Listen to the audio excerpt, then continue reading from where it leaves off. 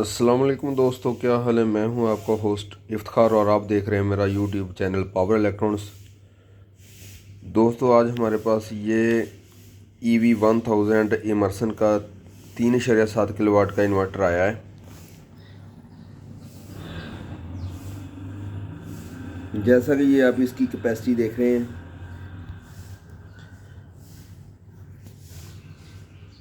इसमें इशू ये आ रहा है कि इसका यू फेज जो है वो आउटपुट बहुत कम वोल्टेज दे रहा है। इसको ऑन करते हैं और चेक करते हैं। वीडियो शुरू करने से पहले अगर अभी तक आपने मेरे चैनल को सब्सक्राइब नहीं किया, मेरे चैनल को कर दें सब्सक्राइब और बेल आइकन को क्लिक कर दें ताकि कोई भी नई वीडियो का नोटिफिकेशन आपको मिल सके। चले दोस्तों, शुरू करते हैं। फ्रीक्वेंसी हमने इसकी 50 सेट की हुई है। इसको हमने इनेबल किया है।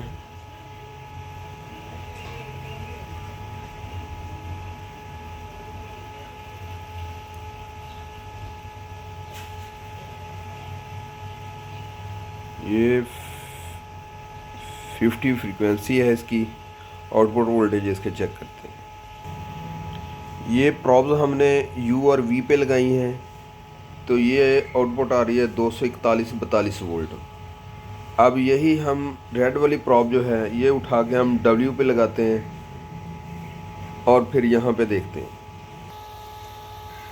ये है हमने यू और डब्ल्यू पे प्रॉब्स लगाई हैं और ये 241-42 वोल्ट आ रहे हैं। ये वोल्टेज कम है। यू प्रॉब लगा के और वी और डब्ल्यू पे लगाते हैं तो वोल्टेज कम है, मतलब यू फेज़ कम वोल्टेज दे रहा है। अब वी और डब्ल्यू फेज़ जो है उनको वोल्टेज चेक करते हैं वो कितने वोल्टेज है।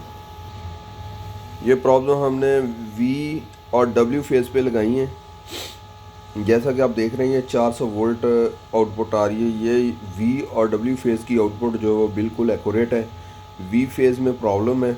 अब टेस्टर की मदद से चेक करते हैं भी आया इसके कौन से गेट में फॉल्ट आ रहा है जिस वजह से इसकी आउटपुट जो है वो कम आ रही है। जी दोस्तों, हमने टेस्टर लगा दिया। इसको टेस्टर की मदद से चेक करते हैं। ये हमने रेड, येलो और ब्लू तीनों फेज़ों पे इसकी टेस्टर की लगा दिया है। अब हम इसको टेस्ट करते हैं। यहाँ से हमने इसको इनेबल कर दी। रेफरेंस हम रखेंगे शुरू में बहुत कम ताकि हमें एक्चुअली इशू जो है ना वो सामने आ सके। जी दोस्तों, जैसा कि आप देख रहे हैं ये वी और डब्ल्यू फेज़ जो है उसके आउटपुट बिल्कुल ठीक है और डब्ल्यू फेज़ और वी फेज़ बिल्कुल ओके है। यू फेज़ जो है उसकी इंडिकेशन जो है वो ब्लिंक कर रही है। डब्ल्यू फेज़ की और वी फेज़ की आउटपुट बिल्कुल ठीक है।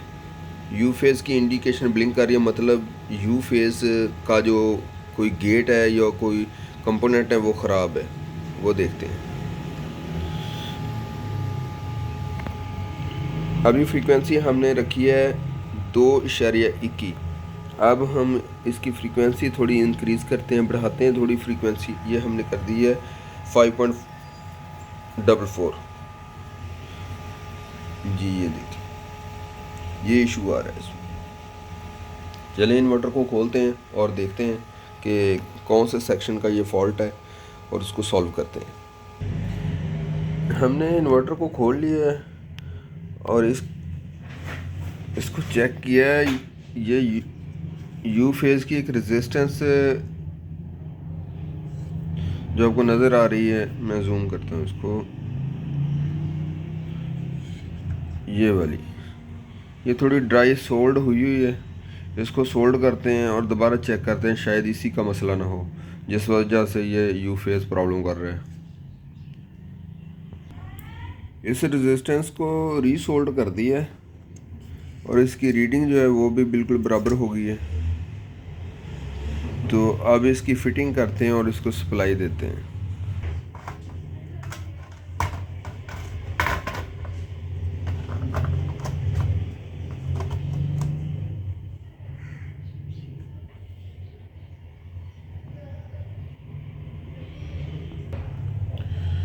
टर्मिनेशन कर दी है, टेस्टर लगा दिया, पावर ऑन करते हैं। फ्रीक्वेंसी हमने इसकी 1.52 रखी हुई है। इसको इनेबल किया। जी फ्रेंड्स, जैसा कि आप देख रहे हैं इसकी यू फेस की जो आउटपुट है बिल्कुल एक्यूरेट है, जैसे कि वी और डब्ल्यू की है। तीनों फेस बिल्कुल बराबर हैं। अब इसके साथ हम मोटर लगा के चेक करेंगे।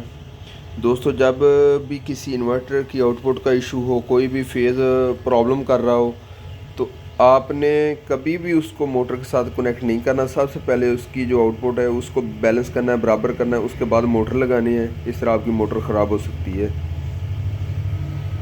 ये हमने फ्रीक्वेंसी इसकी सेट की हुई है और ये इसकी आउटपुट आ रही है। जी दोस्तों, हमने इसके मोटर की टर्मिनेशन कर दी।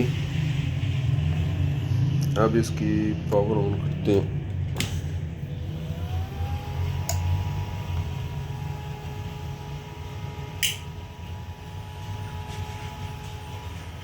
इसकी फ्रीक्वेंसी हमने बढ़ा दी।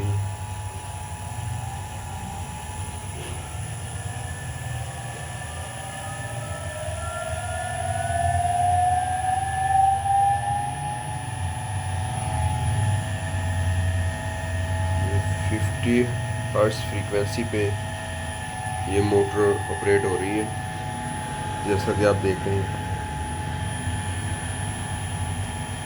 हमारा इन्वर्टर रिपेयर हो चुका है, फॉल्ट क्लियर हो गया है। मैं उम्मीद करता हूँ कि आज आपको इन्वर्टर की आउटपुट के फॉल्ट वाली ये वीडियो अच्छी लगी है।